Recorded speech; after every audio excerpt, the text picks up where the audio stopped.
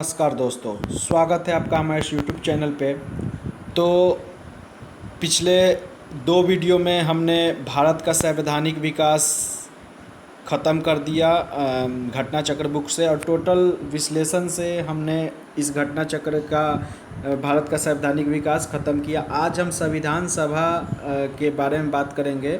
संविधान सभा का निर्माण कैसे हुआ, कितने लोगों ने इनमें भाग लिया और कैसे क्या हुआ, इन सब के बारे में टोटली विश्लेषण करेंगे। और आप देखेंगे लास्ट, पूरे वीडियो को लास्ट तक देखिएगा, ताकि आप जब हमारा एक बार लेक्चर सुन लेंगे तो टोटल ये घटना चक्र जो सीरीज है, इसके हर एक क्वेश्चन, एक एक क्वेश्चन आप खुद ब खुद बना लेंगे। तो चलिए शुरू करते हैं आज संविधानिक सभा यानी भारत का संविधान सभा के बारे में। तो सबसे पहले आपको हम बता दें कि संविधान सभा पे सबसे पहले बात जो थी, महात्मा गांधी ने शुरू किया था संविधान सभा पे बात, कि भारत का एक संविधान होना चाहिए। ये महात्मा गांधी ने 1922 ईस्वी में कहा था। ये कुछ इतिहास बता रहे हैं संविधान सभा के बारे में। तो सबसे पहले 1922 में महात्मा गांधी ने कहा भारतीयों के संविधान निर्माण के लिए एक संविधान सभा होनी चाहिए। ठीक है। उसके बाद क्या हुआ, मई 1934 में, जैसा यहाँ भी लिखा है, मई 1934 में रांची में स्वराज पार्टी ने संविधान सभा की मांग की। और इसी समय एम एन रॉय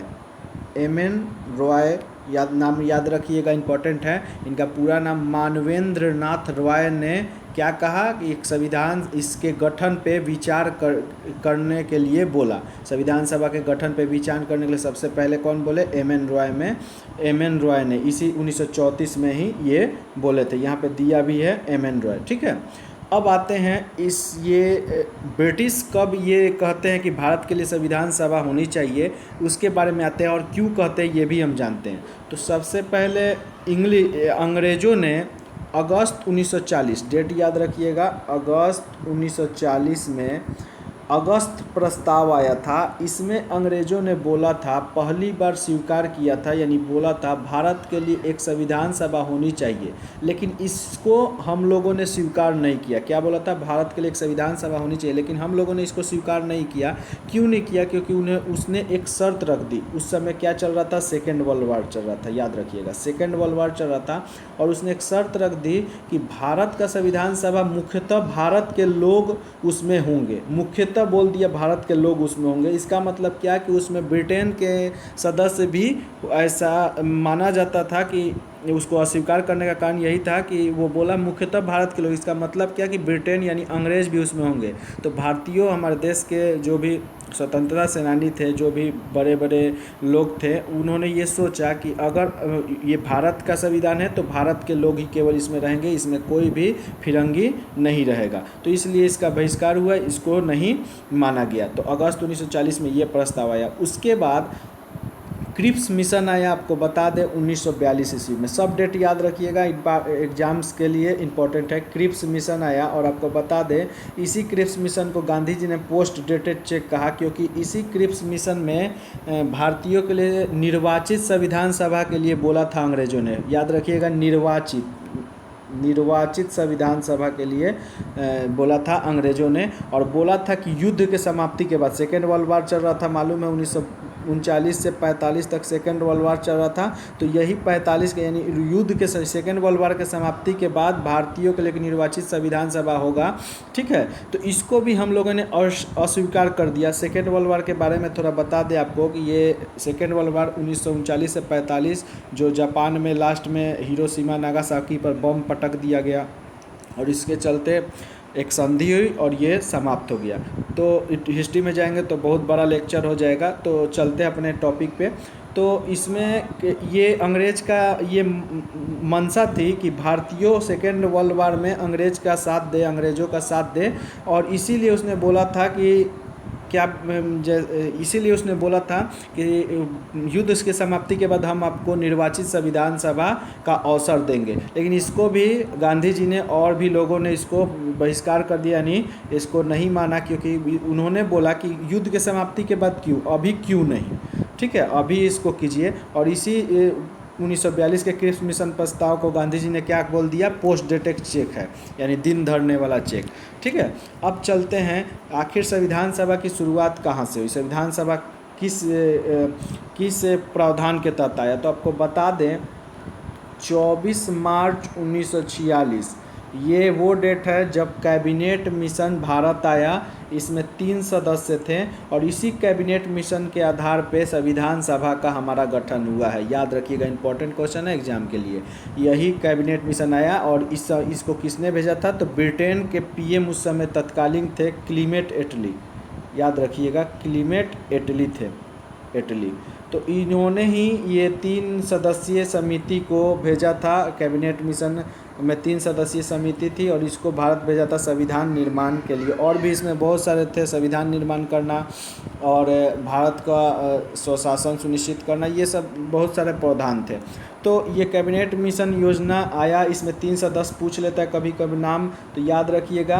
पहला सदस्य थे सर पैट्रिक लॉरेंस और ये भारत के उस समय सचिव थे। सचिव क्या कौन सा पद होता है, भारत सचिव, जो ब्रिटेन में रहता था। पिछले वीडियो में हम विश्लेषण कर ही दिए हैं। दूसरा सदस्य थे सर स्टेफर्ड क्रिप्स, जो इसके पहले आए थे, सर स्टेफर्ड क्रिप्स थे और ये उस समय तत्कालिक व्यापारिक संघ के क्या थे, अध्यक्ष थे। और तीसरा जो सदस्य थे, नाम नोट कर लीजिएगा, एवी अलेक्जेंडर। और ये क्या थे, एवी अलेक्जेंडर, तो ये याद रखिएगा नौसेना, यानी पनिया जहाज होता है नौसेना, उसी का मंत्री थे। तो 3 याद रखिएगा, 3 लोग जो भारत सचिव, पहले ये सर पैट्रिक लॉरेंस जो उस समय भारत सचिव थे ये आए, और उसके बाद क्रिप्स आए जो कि अध्यक्ष थे व्यापार बोर्ड का, और एवी अलेक्जेंडर जो नौसेना अध्यक्ष थे ये आए। तो तीनों का नाम नोट कर लीजिए। हम जब भी कोई भी चीज़ बोले उसका नाम नोट करते रहिएगा, क्योंकि ये हिस्ट्री के लिए भी काफ़ी इम्पोर्टेंट है। ठीक है, तो ये जब आए, संविधान सभा के गठन हुआ कैबिनेट मिशन के प्रस्तावना के अनुसार, तो संविधान सभा में बोला गया कि इस संविधान सभा में 389, नोट कर लीजिए, इसको भी काफ़ी इंपॉर्टेंट है, 389 सदस्य होंगे। अब 389 का आंकड़ा क्यों दिया गया, ये सब याद रखिएगा कि जब कैबिनेट मिशन भारत आया उस समय भारत की लगभग जो जनसंख्या थी वो 40 करोड़ थी। समझ जाइए, अभी हमारी जनसंख्या 135 करोड़ के लगभग पहुंचने वाली है। उस समय मात्र 40 करोड़ थी 1946 में। और ये कैबिनेट मिशन प्रस्ताव में, ये कैबिनेट मिशन जो प्रस्ताव उसमें बोला था कि एक सीट लगभग 10 लाख प्रतिनिधियों का एक सीट होगा। 10 लाख प्रतिनिधियों का एक सीट होगा। इसीलिए एक अनुमान के अनुसार, यानी एक लगभग में एक सीट पे 10 लाख होगा, टोटल 40 करोड़ आबादी था उस समय। तो इसीलिए कितना सीट बना, 389 सीट बना, 389 सीट बना। और 389 में आपको बता दें कि जो ब्रिटिश प्रांत उस समय थे और देसी रियासतें थी, तो 389 सदस्य में जो ब्रिटिश प्रांत में थे वो 292 और +4 यानी टोटल 296, और ये 93 जो थे जो देसी रियासत से मनोनीत होते थे। अब ये 292 और 4 +4 हमने क्यों लिखा, क्योंकि 200 ये सब ब्रिटिश जहाँ पे सत्ता थी वहाँ के सदस्य थे। तो 292 तो आ गए डायरेक्ट, लेकिन 4 उस समय, जैसे अभी केंद्र शासित प्रदेश है, उस समय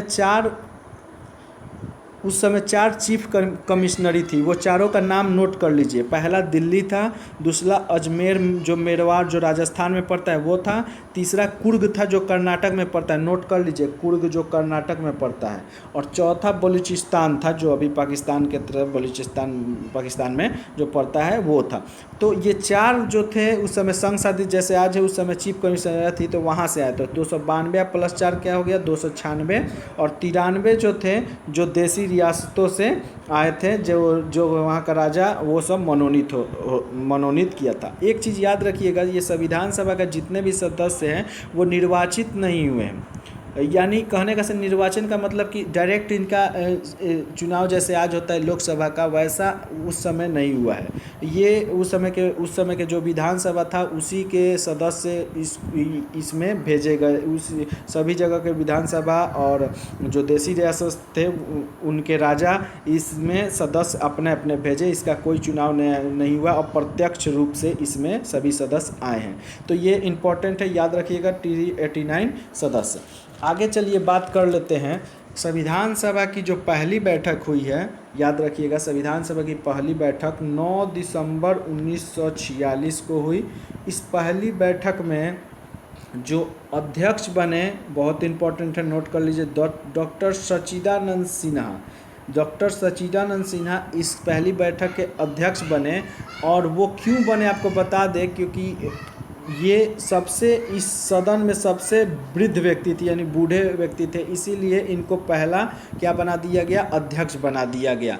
ठीक है। और ये जो पहली बैठक हुई 9 दिसंबर 1946, इसका बहिष्कार किया मुस्लिम लीगों ने इसका बहिष्कार किया। इसीलिए बहिष्कार किए जाने पर चर्चिल ने एक वाक्य कहा जो काफ़ी इंपॉर्टेंट है, वो नोट कर लीजिए। चर्चिल ने कहा इस बैठक को कि ये ऐसी बैठक है जिसमें दुल्हन ही गायब है। ठीक है, या ऐसा बैठक लग रहा है जिसकी दुल्हन ही गायब है, ये चर्चिल बोला, क्योंकि मुस्लिम लीगों ने बहिष्कार कर दिया, इसमें नहीं शामिल हुए इसलिए। तो पहली बैठक 9 दिसंबर को, याद रखिएगा। इसके अध्यक्ष डॉक्टर सच्चिदानंद सिन्हा थे, जो अस्थायी अध्यक्ष थे। इनके बहुवृद्ध होने पर इनको अध्यक्ष चुन लिया गया। जस्ट 2 दिन बाद जो दूसरी बैठक हुई है, टोटल संविधान सभा की आपको बता दें 11+1 सत्र हुआ है। ठीक है। तो दूसरी जो बैठक हुई है, ये दूसरी बैठक आपको बता दें 2 दिन बाद 11 दिसंबर, याद रखिएगा 11 दिसंबर 1946 को दूसरी बैठक हुई है। और इसमें अस्थाई सदस्य चुन लिए गए हैं। कौन? डॉक्टर राजेंद्र प्रसाद को अस्थाई सदस्य के रूप में चुन लिया गया। और साथ में एक और चीज़ याद रखिएगा, इसमें एक उपाध्यक्ष को भी चुना गया है। उपाध्यक्ष का नाम नोट कर लीजिए, पूछता है क्वेश्चन। उपाध्यक्ष कौन थे? FC मुखर्जी, नोट कर लीजिए, FC मुखर्जी इसके उपाध्यक्ष थे। तो ये दूसरी बैठक हुई 11 दिसंबर को। इसमें अस्थाई अध्यक्ष डॉक्टर राजेंद्र प्रसाद को चुन लिया गया और साथ में उपाध्यक्ष SC मुखर्जी को भी चुन लिया गया। ठीक है। अब चलिए और एक चीज़ और याद रखिएगा, पीछे बोलना भूल गए। पहली बैठक जो हुई थी, उस पहली बैठक में मात्र 207 सदस्य ही भाग लिए थे। पहली बैठक में जो हुई थी 9 दिसंबर 1946 को, इसमें मात्र 207 सदस्य ही भाग लिए थे। देसी रियासत इसमें भाग नहीं लिया था और ना ही मुस्लिम लीग के सदस्य ही भाग लिए थे, इसीलिए इसकी संख्या घट गई थी। देसी रियासत क्यों भाग नहीं लिए थे? क्योंकि वो सोच रहे थे कि हम अगर मिलेंगे तो हम राजा कैसे कहलाएंगे, हमारी सारी अधिकार छीन ली जाएगी, ये सब उनकी सोच थी। और मुस्लिम लीग ने इसका बहिष्कार किया था, इसलिए उनमें कुछ मुस्लिम लीग, याद रखिएगा, भाग लिए हैं और बाकी लोगों ने भाग नहीं लिया है। तो चलिए अब देखते हैं, जस्ट तीसरा अधिवेशन हुआ इसका 13 दिसंबर 1946। और इसमें एक बहुत इंपॉर्टेंट चीज़, काफ़ी क्वेश्चन आता है कि तीसरा अधिवेशन में क्या हुआ। तो आपको बता दें, इसी तीसरे अधिवेशन में पंडित जवाहरलाल नेहरू ने उद्देशिका को प्रस्तुत किया। यानी उद्देशिका जो प्रस्तावना अभी बोले हैं, उद्देशिका प्रस्तुत किया। लेकिन एक याद रखिएगा चीज़, उद्देशिका तो 13 दिसंबर यानी तीसरे अधिवेशन 1946 में प्रस्तुत किए हैं, लेकिन ये लागू उस दिन नहीं हुआ है, क्योंकि मुस्लिम लीग का सदस्य भी नहीं था, ना ही देसी रियासत थे, इसलिए इसको इस दिन 13 दिसंबर को लागू नहीं किया गया है। इस पे जांच करके इसको, याद रखिएगा, इस पे जांच करके इसको 22, नोट कर लीजिए तारीख, 22 जनवरी 1947 में इसको लागू कर दिया गया है। उद्देशिका को 22 जनवरी 1947 को इसको स्वीकार कर लिया गया। ठीक है। तो ये कुछ इम्पोर्टेंट अधिवेशन थे जो आपको याद रखना है। इससे ही क्वेश्चन बनते हैं, हमेशा बनते हैं, आगे भी बनेंगे। एक और चीज़ आपको बता दें कि एक क्वेश्चन देता है कि संविधान सभा का संवैधानिक सलाहकार या कानूनी सलाहकार कौन थे। तो आपको बता दें, नाम नोट कर लीजिए, बहुत इंपॉर्टेंट नाम है, BN राव। इनका पूरा नाम है बेनगल नरसिम्हा राव। ये बेनगल नरसिम्हा राव काफ़ी चर्चित व्यक्ति थे और यही हमारे संविधान सभा के संवैधानिक सलाहकार और कानूनी सलाहकार या विधायकी सलाहकार भी इनको बोल सकते हैं। और एक चीज़ और याद रखिए, इन्होंने ही प्रारूप तैयार किया था। भारत का प्रारूप किसने तैयार किया था? इन्होंने ही प्रारूप, BN रॉय ने ही भारत का प्रारूप तैयार किया और इसी को देख रेख के लिए, इसी की जांच के लिए, यानी इसको अच्छा और करने के लिए एक प्रारूप समिति की गठन की जिसमें 7 सदस्य थे। और इसका अध्यक्ष कौन था? अध्यक्ष सबको मालूम होगा कौन थे अध्यक्ष इसके? डॉक्टर भीमराव अंबेडकर इसके अध्यक्ष थे। ठीक है, आगे हम प्रारूप समिति के बारे में और भी समितियों के बारे में हम चर्चा करेंगे, लेकिन अभी आगे चलते हैं। थोड़ा एक और चीज़ जान लीजिए कि भीमराव अंबेडकर और 7 सदस्य इसमें थे। इसको पांडुलेखन समिति भी कहते हैं। ठीक है, इस समिति का कार्य BN राव द्वारा प्रारूप तैयार किया गया है, उस पर विचार करना था। ठीक है, BN राव के बारे में एक और चीज़ याद रखिएगा, BN राव प्रथम भारतीय हैं जो अंतर्राष्ट्रीय न्यायालय में जज बने हैं। BN राव प्रथम व्यक्ति हैं, भारतीय व्यक्ति है जो अंतर्राष्ट्रीय न्यायालय में जज बने हैं। और अंतर्राष्ट्रीय न्यायालय का मुख्यालय कहाँ है? आप कमेंट बॉक्स में ज़रूर बताइएगा अंतर्राष्ट्रीय न्यायालय का मुख्यालय। चलिए आगे बढ़ते हैं। ठीक है, तो ये यहाँ पे एक चीज़ हम और बता दें कि भीमराव अंबेडकर जो थे, जिनको संविधान का जननी पापा सब बोला जाता है, एक चीज़ याद रखिए, BN राव जब संविधान सभा के लिए मुंबई से BN राव संविधान सभा के लिए जब मुंबई से इलेक्शन लड़े, तो आपको बता दें, थोड़ा इनके बारे में नॉलेज रख लीजिए भीमराव अंबेडकर के बारे में। जब ये मुंबई से लड़े थे इलेक्शन, और ये इलेक्शन क्या हुए थे? हार गए थे, यानी चुनाव लड़े थे, चुनाव हार गए थे संविधान सभा के लिए। जब उसके बाद क्या हुआ, ये आए कहाँ पे? बंगाल में, और बंगाल में मुस्लिम लीग के समर्थन किया और यहाँ से ये जीत के संविधान सभा के सदस्य बने। फिर क्या हुआ, 1947 में भारत पाकिस्तान 2 भागों में बट गया। तो ये जहाँ से लड़े थे बंगाल में, उसका जगह का नाम है जयसुर कुला, वो पूर्वी पाकिस्तान में चला गया और इनका सीट क्या हो गया? फिर खाली हो गया। लेकिन यही BN राव जो संवैधानिक सलाहकार थे, ये डॉक्टर राजेंद्र प्रसाद उस समय क्या थे? उसके अध्यक्ष थे। वो इनसे बोले कि अगर संविधान के प्रारूप या संविधान को तैयार करना है तो भीमराव अंबेडकर की उपस्थिति जरूरी है। तो ध्यान से सुनिएगा, डॉक्टर राजेंद्र प्रसाद ने तत्कालिक मुंबई के जो PM था, जिनका नाम था BG खैर, उसको पत्र लिखा और वहीं पे MR जयकर की सीट से वो MR जयकर को वो अपने सीट से हट गए और उन्होंने इस्तीफा दे दिया MR जयकर ने, और उन्हीं के सीट से फिर डॉक्टर अंबेडकर को संविधान सभा का सदस्य के रूप में मिला। तो ये कुछ इम्पोर्टेंट चीज़ था, इसको याद रखिएगा। ठीक है, आगे बात कर लेते हैं। संविधान सभा की टोटल बैठक जो हुई थी 11+1 यानी 11 बैठक हुई थी, और 11+1 यानी 12 बैठक हुई थी। 11+1 लिखने का मतलब क्या हुआ कि कभी कभी बुक में 11 दे देता है और ये एक अलग से देता है। क्यों? क्योंकि 11 जो अधिवेशन कुछ दिन तक चलता है, 4 दिन 5 दिन। जैसे पहला अधिवेशन आपको बता दें ये चला था 9 दिसंबर से 23 दिसंबर तक, तो लगभग कुछ दिन तक चलता था। और ये जो लास्ट वाला अधिवेशन है जब पूर्ण रूप से लागू हुआ, तो इस दिन केवल एक ही दिन चला और केवल बुलाया गया हस्ताक्षर करने के लिए।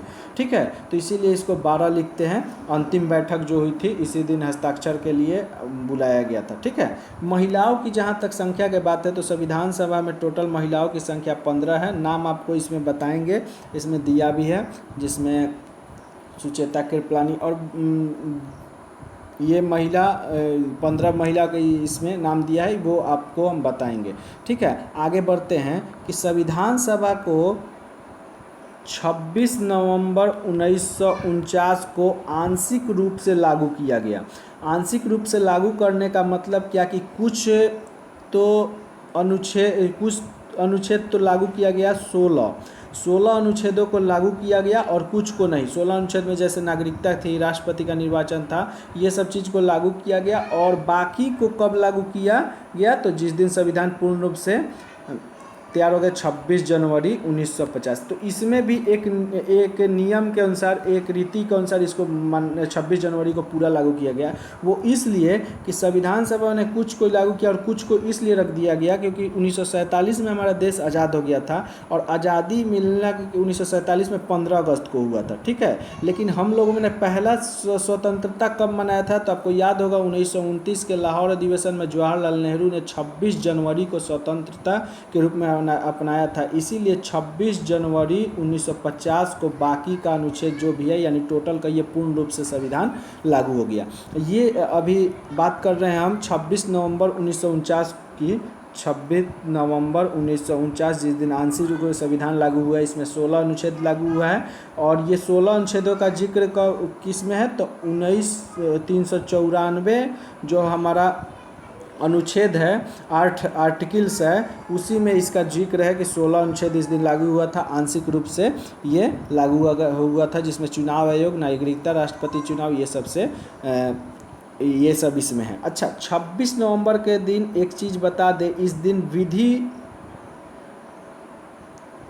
दिवस के रूप में मनाया जाता है, ठीक है। लेकिन जब एक नया आपको करंट का भी न्यूज़ दे दे, 125वीं जयंती भीमराव की अम्बेडकर की अभी मनी है, तो इसी विधि दिवस यानी 26 जनवरी के दिन हमारे नरेंद्र मोदी, हमारे जो पीएम, माननीय पीएम नरेंद्र मोदी जी ने क्या किया, इसको विधि दिवस को क्या कर दिया, संवैधानिक दिवस बना दिया। विधि दिवस को संवैधानिक दिवस, तो दोनों बात आप याद रखिएगा, ठीक है। आगे चलते हैं। इसके बाद आते हैं, एक और डेट है 24 जनवरी 1950। इस दिन क्या हुआ गया, तो इस दिन क्या हुआ, संविधान की अंतिम बैठक हुई। संविधान की कब क्या हुई, अंतिम बैठक हुई और इसमें क्या हुआ, 284 सदस्य ने इस पे हस्ताक्षर किया। अंतिम बैठक में कितने सदस्य ने, 284 सदस्य ने हस्ताक्षर किया। इस पे प्रथम हस्ताक्षर जो हुआ जवाहरलाल नेहरू का हुआ तथा अंतिम हस्ताक्षर डॉक्टर राजेंद्र प्रसाद का हुआ और इसी दिन डॉक्टर राजेंद्र प्रसाद को अंतरिम राष्ट्रपति के रूप में चुन लिया गया, ठीक है। अब आते हैं, संविधान सभा जो थी इसकी दो कार्य थी। संविधान सभा की दो कार्य थी। जो संविधान सभा थी इसका दो कार्य था। एक तो ये कार्य करता था संसद के, सबसे पहले देख लीजिए, ये तो संविधान सभा के रूप में कार्य करता था और तब इसके अध्यक्ष डॉक्टर राजेंद्र प्रसाद, याद रखिएगा। लेकिन एक ये कार्य संसद के रूप में भी करता था और तब इसके अध्यक्ष जीवी मलवंकर होते थे, ठीक है। संसद के रूप में कार्य करने का मतलब ये हुआ, आपको बता दें कि संविधान हमारा संसद 1992 ईस्वी में, भारतीय संसद की शुरुआत कब हुई है, 1992 ईस्वी में, ठीक है। 13 मई 1992 ईस्वी संसद की पहली बैठक हुई है। लेकिन इससे पहले भी आपको बता दें कि प्रथम संविधान संशोधन ये सब 1950-51 में ही आ गया था। ऐसा क्यों हुआ था, क्योंकि यही जो संविधान सभा संसद के रूप में कार्य कर रही थी, इसी ने इस चीज़ को पास किया था, पहला संशोधन को।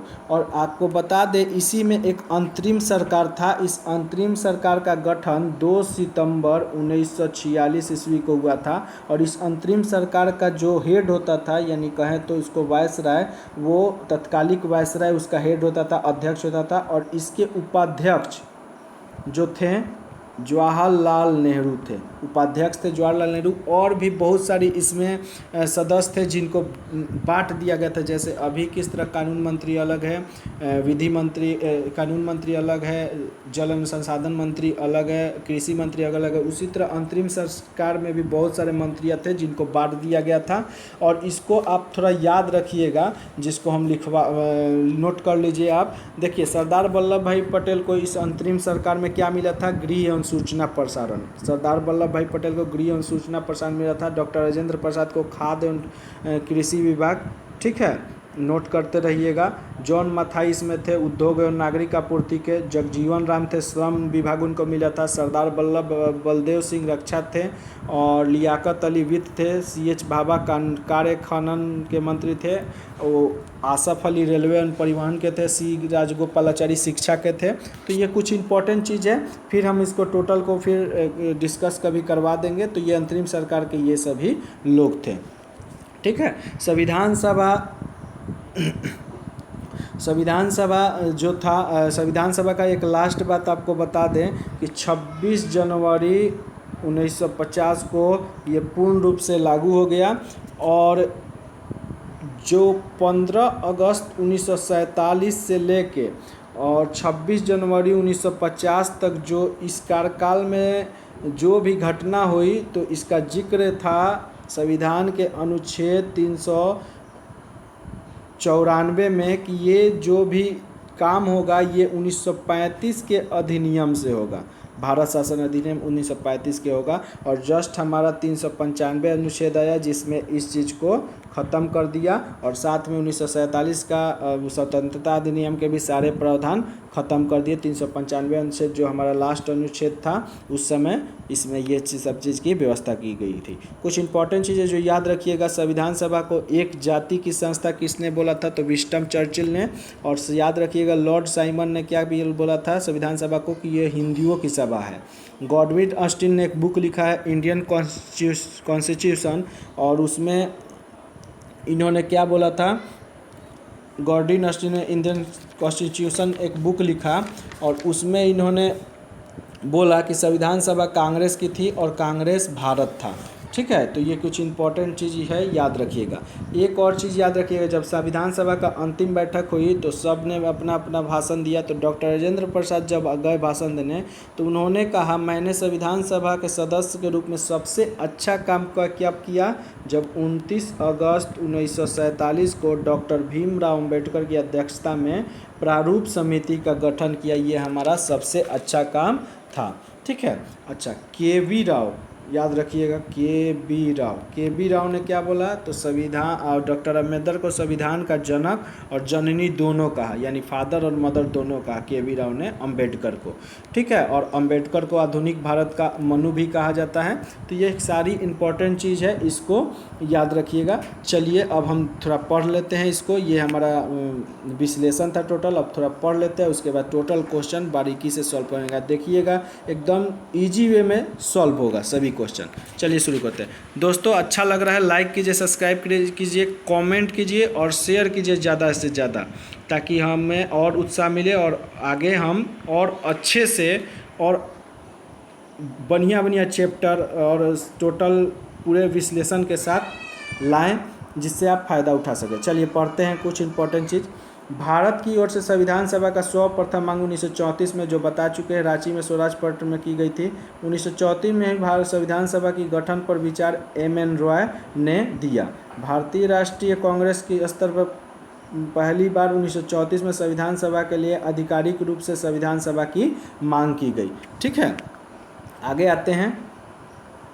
कह रहा है कि मांग की गई एक निर्वाचित संविधान सभा के रूप में कब, तो सर्वप्रथम 1942 में क्रिप्स मिशन, जो बता ही दिए, जिसको पोस्ट डेटेड चेक कहे थे गांधी जी ने। अच्छा, ये कैबिनेट मिशन योजना के तहत हमारे संविधान सभा का प्रतिनिधित्व निर्वाचन के आधार पर गठन किया गया। कैबिनेट मिशन रिपोर्ट के अनुसार संविधान सभा निर्वाचित होनी थी और प्रांतों का प्रतिनिधित्व जनसंख्या के आधार पर किया जाना था। ठीक है, जनसंख्या के आधार पर। इसके तहत मोटे तौर पर 10 लाख व्यक्तियों को, जो अभी बताएं सभी चीज़ बता दी हैं, 10 लाख व्यक्तियों को एक प्रतिनिधि के निर्वाचन की व्यवस्था की गई थी। संविधान सभा की कुल संख्या 389 थी। ठीक है, इसमें 296 सदस्य कहाँ से थे, ब्रिटिश भारत से, और 93 सदस्य देसी रियासत से थे। ब्रिटिश भारत से 296 में से 292 सदस्यों का चयन 11 गवर्नर प्रांत था उससे, और 4 जो चीफ कमिश्नरी थी उससे किया गया था। कौन कौन था वो भी हम बता दिए हैं। देसी रियासतों के प्रतिनिधित्व का चयन रियासतों के प्रमुख द्वारा किया जाना था। संविधान सभा के लिए चुनाव जुलाई अगस्त 1946 में संपन्न हुआ। 296 सीटों में से कांग्रेस को 208 सीट मिला और 73 सीट मुस्लिम लीग को छोटे समूह सदस्यों को, और 15 जो सीट था वो किसको मिला, छोटे समूह को। ठीक है, मुस्लिम लीग को 73 और 15 छोटे सदस्य को मिला। आगे देखते हैं। देसी रियासतों ने संविधान सभा में भाग नहीं लिया, इसका कारण क्या था आपको बता ही दिए, क्योंकि वो सोचते थे कि अगर हम संविधान सभा में भाग लेंगे यानी अपने केंद्र में सारी शक्ति कर देंगे तो दिक्कत हो जाएगा, हमें राजा कौन बोलेगा और हम राजा कैसे रह पाएंगे। संविधान सभा अप्रत्यक्ष, काफ़ी इंपॉर्टेंट है, नोट कर लीजिए और हम बता भी दिए, अप्रत्यक्ष निर्वाचन का परिणाम था। राज्यों की विधानसभा का उपयोग निर्वाचक मंडल के रूप में होता था और यह निर्वाचक वयस्क मताधिकार पर आधारित नहीं था, यानी वयस्क मताधिकार इसमें का प्रयोग नहीं किया। 1935 के अधिनियम के अनुसार मताधिकार कर, शिक्षा एवं संपत्ति के आधार पर सीमित था। ठीक है, कर, शिक्षा, जो अच्छा कर देता था या शिक्षा जिसके पास जो या जो संपत्ति उसी पर सीमित था। 20 नवंबर, नोट कर लीजिए, 20 नवंबर 1946 को वायसराय ने निर्वाचित प्रतिनिधियों को आमंत्रित किया तथा 9 दिसंबर 1946 को पहली बैठक उपस्थित हुई। इस पहली बैठक में 207 सदस्य, जो बता दिए 207 सदस्यों ने हिस्सा लिया। 9 दिसंबर 1946 को संविधान सभा की पहली बैठक की अध्यक्षता अस्थायी अध्यक्ष सच्चिदानंद सिन्हा ने की थी। 11 दिसंबर को दूसरा जो बैठक हुआ उसमें डॉक्टर राजेंद्र प्रसाद निर्वारोध संविधान सभा के अस्थायी अध्यक्ष के रूप में निर्वाचित किए गए। भारतीय संविधान का निर्माण, ये इंपॉर्टेंट है, भूल गए बताना, 2 वर्ष 11 महीने 18 दिन में पूरा समय लगा। इसमें कुल कितने हुए, 11 अधिवेशन हुए और एक लास्ट वाला जो बताएं टोटल 12 और 165 दिन का समय लगा। 11वें अधिवेशन के अंतिम दिन 26 नवंबर 1949 को अंगीकृत किया गया। इस 11वें अधिवेशन के अतिरिक्त संविधान ने पुनः 24 जनवरी, यही 12वां दिन है, लास्टवां दिन, 1950 को सभी सदस्य एकत्रित हुए, किस लिए, हस्ताक्षर करने के लिए केवल, जब सदस्यों द्वारा भारत से संविधान सभा पर देखिए हस्ताक्षर के लिए उपस्थित किए गए थे। आगे देख रहे हैं, भारतीय संविधान के निर्माण के लिए वेंगल नरसिंह राव VN राव को संवैधानिक सलाहकार नियुक्त किया गया। 26 नवंबर 1949 को भारत के लोगों द्वारा संविधान को अंगीकृत, अधिनियमित और आत्मसमर्पित किया गया। ठीक है, संविधान सभा को पूर्ण रूप से कब किया गया, 26 जनवरी 1950 को लागू कर दिया गया। संविधान सभा की कुल महिलाओं की सीट 15 थी, जिनके नाम थे विजय लक्ष्मी पंडित, जो JL नेहरू की बहन भी थी, राजकुमारी अमृत कौर, सरोजिनी नायडू, सुचेता कृपलानी, पूर्णिमा बनर्जी, लिया रॉय, जी दुर्गा, हंसा मेहता, कमला चौधरी, रेणुका मालती चौधरी, ये सभी नाम है, इसमें उतनी पूछी नहीं जाती है। अच्छा, ये इंपॉर्टेंट है जो बता दिए, ग्रेनविल ऑस्टिन ने क्या किया, संविधान सभा कांग्रेस की थी और कांग्रेस भारत। अंतरिम सरकार कब गठन हुआ ये भी बता दिए हैं, 2 सितंबर 1946 को अंतरिम सरकार का गठन हुआ। इसके मुस्लिम लीग के सदस्य शामिल नहीं हुए,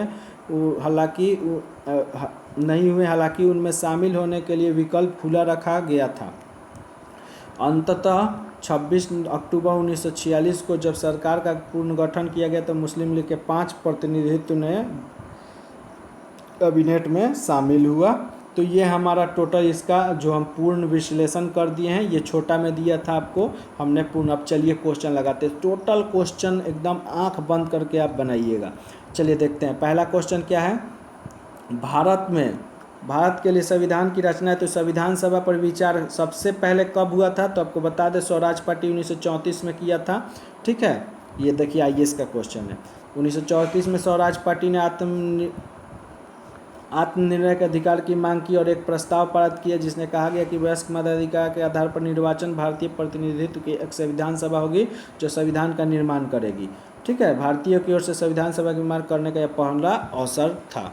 ठीक है, चलिए नेक्स्ट क्वेश्चन देखते हैं। स्वतंत्रता के पूर्व दिनों में प्रारंभ में किसने संविधान निर्मात्री सभा पर विचार किया, तो आपको बता दें MN रॉय उसी समय किए थे। MN रॉय ने 1934 में ही भारत के संविधान निर्मात्री संविधान सभा पर विचार किए थे, MN रॉय ने। ठीक है, नेक्स्ट क्वेश्चन देखते हैं। सभी चीज़ को पहले ही बारीकी से बता चुके हैं। एक निर्वाचित, देखिए यहाँ निर्वाचित दे दिया, निर्वाचित संविधान सभा द्वारा भारतीय संविधान का निर्माण करने का प्रस्ताव किसने रखा था, तो हम पहले ही बताए हैं कौन रखे थे, क्रिप्स मिशन, जिसके तहत कितने लोग आए थे, जिसको पोस्ट डेटेड चेक बोला गया था। ठीक है, तो पढ़ लीजिए, एक निर्वाचित संविधान सभा भारत के संविधान का निर्माण करने के लिए द्वितीय विश्व युद्ध के समाप्ति होने के पश्चात सर्वप्रथम क्रिप्स मिशन द्वारा दिया गया था। ठीक है, आगे चलते हैं। कैबिनेट मिशन योजना के अंतर्गत, नेक्स्ट क्वेश्चन, कैबिनेट मिशन योजना के अंतर्गत संविधान निर्माती परिषद में प्रत्येक प्रांत को आवंटित सदस्य संख्या निर्धारित करने के लिए एक प्रतिनिधित्व कितनी जनसंख्या पे थे, तो 10 लाख व्यक्ति पे थे, आपको बता ही दिए हैं, और टोटल 389 सदस्य चुने गए थे। चलिए पढ़ लेते हैं थोड़ा। कह रहा है कैबिनेट मिशन वर्ष 1946 में कैबिनेट मिशन भारत आया और मिशन ने अपना रिपोर्ट प्रस्तुत किया। संविधान सभा का गठन का एक सूत्र प्रस्तुत किया जिसके आधार पर संविधान सभा का निर्वाचन होनी थी और प्रांतों का प्रतिनिधि जनसंख्या के आधार पर होना था। इसके तहत मोटे तौर पर प्रति 10 लाख व्यक्तियों के ऊपर एक प्रतिनिधित्व का निर्वाचन की व्यवस्था की गई थी। ठीक है, चलिए नेक्स्ट क्वेश्चन देखते हैं। इन व्यक्तियों में कौन कैबिनेट मिशन के सदस्य नहीं थे? तो कैबिनेट मिशन के सदस्य कौन नहीं थे? तो 3 सदस्य ही आए थे। विलियम वुड, यही नहीं होगा क्योंकि स्टॉफेट क्रिप्स थे जो व्यापार संघ के अध्यक्ष थे। पैथिक लॉरेंस भारत सचिव। एबी अलेक्जेंडर जो थे क्या थे? वो नौसेना मंत्री थे, जो बता ही दिए। ठीक है, भारतीय संविधान सभा का गठन किया गया था। तो गठन कब किया गया था? कैबिनेट मिशन योजना 1946 के अंतर्गत।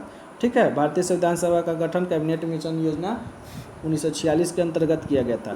7वां क्वेश्चन, 1946 में निर्मित अंतरिम सरकार में कार्यपालिका परिषद का उप सभापति यानी उपाध्यक्ष कौन था? तो सभापति कौन होता था? तो उसी समय का वायसराय होता था अंतरिम सभा का। और उप सभापति कौन थे? तो जवाहरलाल नेहरू, बता ही दिए थे। सरदार वल्लभ भाई पटेल कौन थे? तो गृह अनुसूचना प्रसारण के मंत्री थे। सी राजागोपालाचारी जो थे शिक्षा मंत्री थे। ठीक है, डॉक्टर राजेंद्र प्रसाद खाद्य एवं कृषि मंत्री थे। एस राधाकृष्णन नहीं थे। ठीक है, आईएएस का क्वेश्चन है। ठीक है, चलिए नेक्स्ट देखते हैं। निम्नलिखित में से कौन अगस्त 1946 में गठित प्रथम अंतरिम राष्ट्रीय सरकार का सदस्य नहीं था? तो कौन नहीं था? तो आपको बताए ही थे, एस राधाकृष्णन नहीं थे। ये थे शिक्षा मंत्री, ये थे डॉक्टर राजेंद्र खाद्य एवं कृषि मंत्री, नोट कर लीजिए। और जगजीवन राम थे श्रम मंत्री। ठीक है, पढ़ लीजिए। कैबिनेट मिशन योजना के आधार पर 24 अगस्त 1946 को घोषणा के तहत नवनिर्वाचित संविधान सभा ने 2 सितंबर 1946 को एक अंतरिम सरकार का गठन किया। इसमें राजागोपालाचारी शिक्षा मंत्री, राजेंद्र प्रसाद खाद्य एवं कृषि मंत्री, जगजीवन राम श्रम मंत्री थे। एस राधाकृष्णन इसमें नहीं थे। चलिए आगे कह रहा है, ये इंपॉर्टेंट क्वेश्चन है, थोड़ा देख लीजिए। बेबेल योजना के अनुसार, इसके बारे में हम अपने डिस्कशन में चर्चा नहीं किए हैं, अभी कर देते हैं। बेबेल योजना के अनुसार कार्यकारी परिषद में हिंदू और मुसलमान सदस्यों की संख्या होती थी, समान होती थी। तो ये सही है। बेबेल योजना जो आया था भारत में, जो 1935 में अपना एक दिया, अपना योजना दिया जिसमें हिंदू और मुसलमानों के लिए जो है संख्या जो है कार्यकारी परिषद में समान संख्या का, वो उसने अपना विवरण दिया तथा वेबेल विचार था कि ऐसी व्यवस्था में भारत का बंटवारा बच जाए। ये गलत है और ये सही है। ठीक है, चलिए कौन हो जाएगा? इसका सी हो जाएगा इसका आंसर। पढ़ लेते हैं। 1943 में लॉर्ड लिनलिथगो के स्थान पर विस्काउट बेबेल वायसराय गवर्नर जनरल नियुक्त किए गए। वे भारतीय संविधान के गतिरोध को दूर करने के उद्देश्य से मई 1945 में लंदन गए। वहां उन्होंने भारतीय प्रशासन के संबंध में ब्रिटिश सरकार से विस्तार से बात की और कुछ प्रस्ताव रखे। प्रस्ताव क्या रखा हम बता रहे हैं, पहले ही बताएं क्या प्रस्ताव रखा। तो 1945 में उस बेबेल योजना के नाम से सार्वजनिक किया गया। बेबेल योजना प्रस्ताव के अनुसार मुसलमानों सदस्यों की संख्या हिंदुओं के बराबर होनी चाहिए। दूसरा क्या, परिषद में वायसराय तथा कमांडर इन चीफ को छोड़ के, यानी मेन पार्ट को छोड़ के बाकी सब भारतीयों को होना चाहिए। देखिए यहाँ पर दिया है, सभी सदस्य भारतीय होने चाहिए, बाकी सब इसको छोड़ के। परिषद में वायसराय और कमांडर इन चीफ को छोड़ के। शीघ्र ही शिमला में एक सम्मेलन को बुलाया गया तथा युद्ध समाप्ति के पश्चात भारतीयों के द्वारा खुद संविधान बनाया जाना इत्यादि प्रावधान शामिल था। बेबेल योजना का उद्देश्य राजनीतिक गतिरोध दूर करना, भारत को पूर्ण स्वशासन दिलाना, राजनीतिक गतिरोध दूर करना, भारत को पूर्ण स्वशासन की दिशा में आगे बढ़ाना, संवैधानिक गतिरोध दूर करना था। ठीक है, तो ये इंपॉर्टेंट है। चलिए नेक्स्ट क्वेश्चन देखते हैं। निम्नलिखित में से कौन कथन संविधान सभा के विषय में सत्य नहीं है? तो वह वयस्क मताधिकार पर आधारित नहीं था। ये तो सत्य है, एकदम कर सत्य नहीं है। वह प्रत्यक्ष निर्वाचन, यही असत्य है। ठीक है, वो प्रत्यक्ष नहीं था, अप्रत्यक्ष निर्वाचन प्रणाली था। बहुदलीय, तो बहुदलीय यानी अलग अलग तरह से अलग अलग लोग चुन के गए थे, तो ये बहुदलीय था। अनेक समितियां में काम की, जैसे प्रारूप समिति। ठीक है, तो अलग अलग समितियां ने इस पर काम की। तो इसका आंसर क्या दिया है इसमें? इसका आंसर गलत है, इसलिए क्योंकि किसी में भी नहीं है। संविधान सभा के गठन के लिए राज्यों को विधानसभा का उपयोग निर्वाचन मंडल के रूप में किया जाता था। संविधान सभा जो था अप्रत्यक्ष निर्वाचन का परिणाम था। ठीक है, इसका निर्वाचन वयस्क मताधिकार पर आधारित नहीं था। संविधान सभा ने अनेक दलों के रूप के लोग शामिल थे। इस सभा ने अपने कार्यों का संचालन करने के लिए अनेक समितियों का गठन किया था। ठीक है, अगला क्वेश्चन देखते हैं। भारतीय संविधान सभा के संबंध में निम्नलिखित में से कौन सा कथन सही है? कौन कौन कथन सही है? तो यह वयस्क मताधिकार पर आधारित नहीं था, ये सही है। यह प्रत्यक्ष निर्वाचन का परिणाम था, अप्रत्यक्ष गलत है। यह बहुदलीय संरचना नहीं थी, था। ठीक है, तो ये भी गलत है। यह कई समितियों के माध्यम से कार्यरत थी, ये सही है। तो ए और डी इसका आंसर हो जाएगा। ठीक है, आगे देखते हैं। निम्नलिखित में से संविधान सभा के बारे में गलत कथन बताना है। इसने बड़ी संख्या में समितियों की मदद से काम किया, ये सही है। अल्पसंख्यक समुदाय जैसे ईसाई, एग्लो इंडियन और पारसियों को सभी में पर्याप्त प्रतिनिधि दिए गए, ये भी सही है। इसका निर्वाचन स्वाभाविक वयस्क मताधिकार के आधार पर, यही गलत है, क्योंकि अप्रत्यक्ष निर्वाचन प्रणाली था, अवयस्क मताधिकार नहीं था। तो आंसर इसका हो जाएगा सी नंबर। डी नंबर भी पढ़ लेते हैं। 1935 के अधिनियम के 6ठी अनुसूची पर आधारित थी इसका चुनाव, ये सही है, याद रखिएगा इसको। संपत्ति और शैक्षणिक योजना के कारण मताधिकार सीमित था।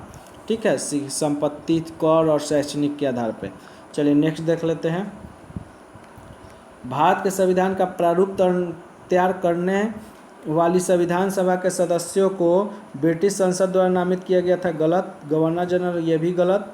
विभिन्न प्रांतों, यही हो जाएगा, विभिन्न प्रांतों से वो आए थे, विधानसभा द्वारा चुना गया था। ठीक है, भारतीय इतिहास के संदर्भ में प्रांतों से संविधान सभा का सदस्य क्या हुए थे? तो उन प्रांतों के लोगों द्वारा सीधे निर्वाचित हुए थे, गलत। भारतीय राष्ट्रीय कांग्रेस तथा मुस्लिम लीग नामित हुए, ये भी गलत। प्रांतीय विधानसभा द्वारा निर्वाचित हुए थे, यानी विधानसभा से वही आए थे। ठीक है, तो इसी इसका आंसर हो जाएगा। संविधान सभा के सदस्य का चुनाव कैसे होता था? तो आपको पता, सीधे जनता द्वारा नहीं। भारतीय राष्ट्रीय कांग्रेस का नामांकन द्वारा, ये भी नहीं। भारतीय राज्यों के शासक के नामांकन द्वारा नहीं, प्रांतीय सभाओं द्वारा, यानी राज्य में जो विधानसभा था वही उनको चुन के भेजता था। सब एक ही क्वेश्चन है, थोड़ा घुमा दिया क्वेश्चन को। संविधान सभा में चुने हुए अस्थाई अध्यक्ष कौन थे? देखिए आ गया, कौन थे? तो अस्थाई सच्चिदानंद सिन्हा, और अस्थाई कौन थे? डॉक्टर राजेंद्र प्रसाद, जो कि 11 दिसंबर 1946 को सेकेंड अधिवेशन में चुने गए थे। ठीक है, और इसी समय एस.सी. मुखर्जी उपाध्यक्ष के रूप में कार्यरत थे। ठीक है, नोट कर लीजिएगा, इंपॉर्टेंट है। चलिए देखते हैं। संविधान सभा की प्रथम बैठक की अध्यक्षता तो अस्थायी अध्यक्ष डॉक्टर सच्चिदानंद सिन्हा ने किया। चलिए नेक्स्ट देखते हैं। भारतीय संविधान सभा के उद्घाटन अधिवेशन यानी प्रथम अधिवेशन अध्यक्षता सच्चिदानंद सिन्हा ने किया, अस्थायी अध्यक्ष थे। संविधान निर्मात्री सभा के अध्यक्ष कौन थे? तो निर्मात्री सभा के जो अध्यक्ष थे वो डॉक्टर राजेंद्र प्रसाद थे। ठीक है, इन्हीं के कहने पर जो है वो मुंबई के तत्कालीन बीजी खेर जो प्रधानमंत्री उस समय बोला जाता था, इन्हीं के कहने पे भीमराव अंबेडकर को वहाँ के एक टिकट दिलवा एक एम.आर. जयकर की सीट को खाली करवा के इस्तीफा दिलवा के वहाँ से चुनवा के लाए थे। चलिए देखते हैं। स्वतंत्र भारत की संविधान सभा के अध्यक्ष कौन थे स्वतंत्र भारत की? तो डॉक्टर राजेंद्र प्रसाद ही इसका आंसर हो जाएगा। भारतीय संविधान सभा की स्थापना कब हुई? तो स्थापना कब हुई? तो 9 दिसंबर, पहला बैठक जब हुआ उसी दिन इसकी स्थापना हुई, 9 दिसंबर 1946 को। भारतीय संविधान 9 दिसंबर उसकी प्रथम बैठक के आरंभ होने के साथ इसकी स्थापना वही चीज़ हुआ। संविधान सभा का गठन कब हुआ? संविधान सभा का गठन दिसंबर 1946 में हुआ। ठीक है, सब एक ही क्वेश्चन है, आगे चलते हैं। नेक्स्ट है भारत की संविधान सभा का प्रथम अधिवेशन, वही चीज़ है, देखिए फिर बी नंबर आंसर 9 दिसंबर 1946। ठीक है, आगे देख रहे हैं। भारतीय संविधान सभा की पहली बैठक कब हुई? तो पहली बैठक जो हुई थी 9 दिसंबर 1946, वही चीज़ आ गया। भारत को एक संविधान देने का प्रस्ताव संविधान सभा द्वारा पारित किया गया था कब? तो संविधान सभा द्वारा ये कब पारित किया गया था? 22 जनवरी 1947 को भारत के एक संविधान देने का प्रस्ताव संविधान सभा द्वारा पारित किया गया था, और इसी दिन उद्देशिका के रूप में इसको पारित किया गया था। ठीक है, पढ़ लेते हैं। 22 जनवरी 1947 को संविधान सभा द्वारा भारत को एक संविधान देने का उद्देश्य प्रस्ताव पारित किया गया था। उद्देश्य प्रस्ताव 13 दिसंबर यानी तीसरा जो अधिवेशन था बताए थे, संविधान सभा में जवाहरलाल नेहरू ने प्रस्तुत किया था। आगे चलकर ये उद्देशिका का प्रस्तावना बनी थी। ठीक है, आगे देखते हैं। संविधान सभा के सम्मुख संविधान की प्रस्तावना का प्रस्ताव किसने रखा था? तो अभी बताए जवाहरलाल नेहरू ने 13 दिसंबर 1946 तीसरा अधिवेशन को। ठीक है, संविधान सभा के उद्देश्य प्रस्ताव निम्न में से किसने प्रस्तुत किया? वही हो जाएगा जवाहरलाल नेहरू, पंडित जवाहरलाल नेहरू। चलिए देखते हैं नेक्स्ट क्वेश्चन। नेक्स्ट कह रहा है कि भारतीय संविधान के निर्माण से संबंधित निम्नलिखित कथनों में से कौन सही है? कौन सही है बताना है इसको, कौन सही है। ठीक है, तो देखिए पंडित नेहरू के उद्देश्य प्रस्ताव का जो संविधान सभा द्वारा स्वीकार किया गया था संविधान के निर्माण का असर था, ये सही है। उद्देशिका बहुत महत्वपूर्ण उद्देश्यों की पूर्ति करती थी, ये भी सही है। संविधान को भारत के लोगों ने आदेशित किया था, ये गलत है। भारत के लोगों ने तो आदेशित नहीं किया था, नहीं, संविधान को भारत के लोगों ने आदेशित किया था, ये भी सही है। राज्य के मुखिया को लोग प्रत्यक्ष रूप से, ये गलत है। राज्य का मुखिया प्रत्यक्ष रूप से निर्वाचित नहीं होता था। ठीक है, तो ये आंसर हो जाएगा इसका ए नंबर। ठीक है, पढ़ लेते। भारतीय संविधान के तहत राज्य का मुखिया जो होता था अर्थात राष्ट्रपति का निर्वाचन लोगों को प्रत्यक्ष रूप से नहीं बल्कि अप्रत्यक्ष रूप से जनप्रतिनिधि द्वारा संसद एवं विधानसभा के निर्वाचन सदस्यों के माध्यम से किया जाता था। ठीक है, आगे देखते हैं। भारतीय संविधान बनाने हेतु भारतीय संविधान सभा में कुल कितने अधिवेशन हुए? तो 12 हुए। अभी बताएं 11 + 1, 11 जो हुआ अधिवेशन जो कुछ दिन तक होता था, लास्ट एक जिस पे केवल हस्ताक्षर हुआ 24 जनवरी 1950 को। ठीक है, आगे देख लेते हैं इसका डिस्क्रिप्शन। भारतीय संविधान के निर्माण में 2 वर्ष 11 माह 18 दिन लगा था। इसी दौरान कुल 11 अधिवेशन हुए, 165 दिन तक चला। 11वें अधिवेशन अंतिम जो दिन था 26 जनवरी 1949, जिसमें कुछ 16 अनुच्छेद लागू कर दिए गए तथा लास्टली जो है 26 जनवरी 1950 को पूर्ण रूप से लागू किया गया। 11वें अधिवेशन के अतिरिक्त एक और अधिवेशन हुआ 24 जनवरी 1950, जब इनके सदस्यों ने संविधान सभा पर हस्ताक्षर किया था, इसीलिए ये अधिवेशन बुलाया गया था। भारत की संविधान सभा की अंतिम बैठक की तिथि क्या थी? तो अंतिम बैठक वही हो जाएगा 24 जनवरी 1950, 12वां अधिवेशन। ठीक है, नेक्स्ट क्वेश्चन देखते हैं। भारत के संविधान निर्माण में संविधान को कितने समय लगा था? तो 2 वर्ष 11 महीना 18 दिन। ठीक है, आगे मिलान करना है सूची 1 को सूची 2 से। देखिए अब इम्पॉर्टेंट क्वेश्चन है, चलिए देख लेते हैं। संविधान सभा के पहले उपाध्यक्ष, तो पहले उपाध्यक्ष कौन थे? एच.सी. बनर्जी। देखिए डी मिल गया ना, एच.सी. बनर्जी। प्रारूप समिति के मूलतः एकमात्र कांग्रेस सदस्य, तो एकमात्र प्रारूप समिति पढ़ाएंगे तो उसमें बताएंगे कि के.एन. मुंशी थे, तो बी का सी, ए का 4, बी का 3, इस तरह बी आंसर हो गया। सी का पहला राजस्थान की रियासतों में बी.टी. कृष्णामाचारी और संघ संविधान समिति के अध्यक्ष जवाहरलाल नेहरू थे, तो इसका आंसर बी हो गया। ठीक है, आगे चलते हैं। भारतीय संविधान के निर्माण के समय संवैधानिक सलाहकार कौन थे? संवैधानिक सलाहकार कौन थे? वी.एन. राव। ठीक है, वेंगल नरसिंह राव, ये प्रथम भारतीय न्यायाधीश, अंतर्राष्ट्रीय न्यायालय में प्रथम भारतीय न्यायाधीश थे। ठीक है, अंतर्राष्ट्रीय न्यायालय कहाँ है कमेंट में बताइएगा। चलिए नेक्स्ट क्वेश्चन देखते हैं। भारतीय संविधान का प्रथम प्रारूप तैयार किया था, प्रारूप किसने तैयार किया था? वी.एन. राव ने। ठीक है, संविधान सभा के वी.एन. राव ने संविधान का प्रारूप तैयार किया गया था और इस पर विचार के लिए प्रारूप समिति का गठन किया, जिसके अध्यक्ष कौन थे? अंबेडकर। ठीक है, और याद रखिएगा वी.एन. राव का मूल संविधान में 243 अनुच्छेद और 13 अनुसूची थी, 243 अनुच्छेद और 13 अनुसूची थी। चलिए नेक्स्ट क्वेश्चन देखते हैं। संविधान सभा में भारतीय संविधान का तृतीय वाचन कब स्टार्ट हुआ? तो आपको बता दें तृतीय वाचन जो हुआ है 17 नवंबर से 26 नवंबर तक हुआ है। 17 नवंबर 1949 से 26 नवंबर 1949, इसीलिए इसमें नहीं दिया है। ठीक है, चलिए आगे देखते हैं। भारत का संविधान पूर्ण रूप से तैयार हुआ था कब? बता दें 26 नवंबर 1949 को। ठीक है, भारतीय संविधान का उद्देश्य का प्रस्तावना में उल्लेखित है कि 26 नवंबर 1949 के भारत के लोगों ने संविधान अंगीकृत अधिनियमित तथा आत्मर्पित किया। संविधान को अपनाने, उसके पूर्ण होने, पारित होने तथा इसके अंतिम रूप देने के लिए 26 नवंबर 1949 को ही माना जाता है। इस दिन नागरिकता, अंतःकालीन संसद, अस्थायी संक्रमणकालीन उपबंध लगभग 16 आपको बताए थे कि लागू हुआ था अनुच्छेद, तथा शेष जो था 26 जनवरी 1950 को पूर्ण रूप से लागू हो गया था, वही चीज़ इसमें दिया है। भारतीय संविधान को संविधान सभा द्वारा अंगीकृत किया गया था कब? 26 नवंबर 1949 को। आगे देख लेते हैं। संविधान सभा द्वारा भारतीय संविधान को स्वीकृत कब किया गया था? वही होगा 26 नवंबर 1949 को। भारत का संविधान किस तिथि को अपनाया गया था? वही होगा 26 नवंबर 1949 को। एक ही क्वेश्चन को अलग अलग तरीके से दिया।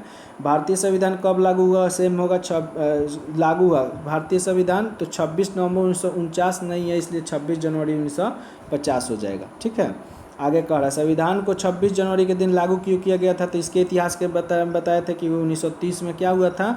स्वतंत्रता दिवस के रूप में प्रथम मनाया गया था, इसीलिए इस दिन इसको पूर्ण रूप से लागू किया गया था। कांग्रेस ने इस तिथि को 1930 में स्वतंत्रता दिवस के रूप 26 जनवरी 1930 को स्वतंत्रता दिवस के रूप में लाहौर से झंडा फहराया था नेहरू जी ने। चलिए नेक्स्ट क्वेश्चन देखते हैं। भारतीय संविधान को अपनाया गया था, कौन अपनाया था? तो संविधान सभा ने भारतीय संविधान को अपनाया था 26 नवंबर 1949 को। 26 नवंबर 1949 को किसने अधिनियमित किया था? संविधान सभा ने। ठीक है। भारतीय संविधान को अंगीकृत और अधिनियमित किसने किया, कब हुआ था? तो यह वही को हो जाएगा 26 नवंबर 1949 को। देखिए एक ही क्वेश्चन को बार बार रिपीट कर रहा है। B.R. अम्बेडकर का संविधान सभा में निर्वाचन हुआ था। B.R. अम्बेडकर का संविधान सभा बहुत इंपॉर्टेंट है, अब इसको पूरा विश्लेषण के तहत हम बताए हैं। तो क्या होगा? बम्बई से इनका निर्वाचन हुआ था। एक बार पश्चिम बंगाल से, एक बार बम्बई से हार गए थे, उसके बाद पश्चिम बंगाल से जीते मुस्लिम लीग की सहायता से। फिर ये पाकिस्तान में चला गया बंटवारे के बाद, तो फिर ये जगह खाली हो गया। तो B.N. राव के सिफारिश पे डॉक्टर राजेंद्र प्रसाद तत्कालिक मुंबई के PM B.G. खैर से अनुरोध किए, तो वहाँ का एक सीट M.R. जयकर के खाली कर डॉक्टर B.R. अम्बेडकर को संविधान सभा में बुलाया गया। तो इसका पूरा विश्लेषण हम बता चुके हैं, और वही चीज़ इसमें लिखा है, और नहीं भी लिखा होगा तो आप जानिए यही चीज़ है। 1946 में संविधान सभा प्रधान चुना डॉक्टर में, ये इसमें उतना चीज़ नहीं दिया है। चलिए नेक्स्ट क्वेश्चन देखते हैं। Doctor B.R. अम्बेडकर का जन्म और मृत्यु, तो आपको बता दिए मध्य प्रदेश में इनका जन्म हुआ था 1891 में, 91 में, और 1956 में इनकी मृत्यु हुई थी। पढ़ लीजिए इसको। निर्माण मुख्य भूमिका संविधान के निर्माण में मुख्य भूमिका निभाई डॉक्टर B.R. अम्बेडकर। 14 अप्रैल 1851 को महू मध्य प्रदेश में जन्म हुआ, और मृत्यु कब हुई? 6 दिसंबर 1956 को दिल्ली में हुई थी। लास्ट में ये बौद्ध धर्म स्वीकार कर लिए थे। चलिए नेक्स्ट क्वेश्चन देखते हैं। निम्नलिखित में कथनों पर विचार करना है और बताना है कि कौन सही है। तृतीय गोलमेज सम्मेलन के विचार विमर्श की परिणति भारत सरकार अधिनियम 1935 पर पारित होने के रूप में हुई, ये सही है। इससे पहले वाले वीडियो देखिएगा, अगर नहीं देखे तो उसमें पूरा विश्लेषण किए हैं। भारत सरकार अधिनियम 1935 ने ब्रिटिश भारत के सूबे और भारतीय रियासतों के एक संघ पर आधारित ऑल इंडिया फेडरेशन बताए थे इससे पहले वाले वीडियो में, ये भी सही है। ए और बी दोनों हो जाएगा। ठीक है, आगे देखते हैं। नीचे दिए गए व्यक्ति पे बताना है कौन सही है। ठीक है, कथन और कारण है। भारत का संविधान देश की आवश्यकताओं को पूरित करता है, एकदम सही है। इसको गृह संविधान भी कहा जाए, गृहीत संविधान, ये भी सही है। बहुत सारे देशों के लेने के कारण इसको गृहीत संविधान कहा जाता है। ए और बी सही है, लेकिन ए का व्याख्या नहीं करता है, यानी बी इसका आंसर हो जाएगा। ठीक है, पढ़ लीजिए। भारत का संविधान देश की आवश्यकताओं की पूर्ति करने हेतु पूर्णतः सक्षम है तथा भावी आवश्यकताओं के मद्देनजर इसे संशोधन संबंधी प्रावधान भी है। दूसरी ओर इसे विभिन्न देशों के माध्यम से लेने के कारण इसे ग्रहण किया गया, इसीलिए इसे गृहीत संविधान भी कहा जाता है। ठीक है, संविधान सभा ने वयस्क मताधिकार, ये इंपॉर्टेंट है, याद रखिएगा कि मौलाना आज़ाद ने क्या कहा था कि वयस्क मताधिकार को 15 वर्षों के लिए स्थगित यानी निलंबित कर दिया जाए, जिसका विरोध डॉक्टर राजेंद्र प्रसाद और जवाहरलाल नेहरू दोनों ने किया था। ठीक है, आगे देखिए। निम्नलिखित में से किसने सुझाव दिया था कि भारत की स्वतंत्रता के बाद भारतीय राष्ट्रीय कांग्रेस एक राजनीतिक दल के रूप में है और इसे ख़त्म कर देना चाहिए। ये बोले थे महात्मा गांधी ने कि भारत की स्वतंत्रता के बाद भारतीय राष्ट्रीय कांग्रेस को ख़त्म कर दिया जाना चाहिए। भारत की स्वतंत्रता के उपरांत महात्मा गांधी ने सुझाव दिया कि राष्ट्रीय कांग्रेस को अब एक राजनीतिक दल के रूप में भंग कर दिया जाना चाहिए। ठीक है, अपनी राष्ट्रीयवादी प्रक्रियाओं में भारतीय संविधान के निर्माताओं में अल्पसंख्यकों के हितों तथा भावनाओं के महत्व को कम करने का आबंध किया। यह कथन किसका है? तो आपको बता दें आइवर्जेनिक्स का। इन्होंने क्या कहा था? आइवर्जेनिक्स का कथन है, उनका मानना था कि भारतीय संविधान निर्माताओं ने भारतीय संघ में अल्पसंख्यक के हितों और भावनाओं के महत्व को न्यूनतम यानी कम रखने का प्रयास किया है। अच्छा, नेक्स्ट क्वेश्चन देखिए, किसने कहा संविधान सभा कांग्रेस की थी और कांग्रेस भारत है? ये आपको बताया है गॉडविन ऑस्टिन ने, जिसने क्या लिखा था? एक पुस्तक लिखी है इंडियन कॉन्स्टिट्यूशन। देखिए यहाँ पे दिया भी है, द इंडियन कॉन्स्टिट्यूशन पुस्तक लिखे हैं ग्रैनविल ऑस्टिन ने, द इंडियन कॉन्स्टिट्यूशन। और लास्ट क्वेश्चन है, भारतीय संविधान सभा में कुल कितनी महिलाओं ने भाग लिया, महिला सदस्य थी? तो आपको बता दें 15 महिला सदस्य थी। ठीक है, अब नेक्स्ट जो कल वीडियो होगा उसमें हम बात करेंगे संविधान सभा की समिति के बारे में, उसके बाद प्रस्तावना के बारे में, धीरे धीरे करके इस तरह आगे बढ़ेगा। तो दोस्तों देखें कैसे आप विश्लेषण एक बार सुन लिए तो टोटल क्वेश्चन को हल कर लिए। अगर आप हल अभी नहीं सुने हैं तो पूरे विश्लेषण को बारीकी से सुनिए। प्रत्येक घटना चक्र के सीरीज में हम तो पहले विश्लेषण करते हैं, उसके बाद ही टोटल क्वेश्चन को करवाते हैं। ऐसा इसलिए ताकि आप कहीं भी फंसे नहीं, आपको टोटल कंसेप्ट क्लियर हो, रिवीजन हो और आप जाएं एग्ज़ाम में तो एकदम 100 में 100% बना के आएँ। और इतना क्वेश्चन संविधान सभा में कर लेंगे तो इससे ज़्यादा अब नहीं आने वाला है। तो अच्छा लगा तो लाइक कीजिए, सब्सक्राइब कीजिए और शेयर कीजिए इस वीडियो को। Thank you, all the best for your examination. Thank you.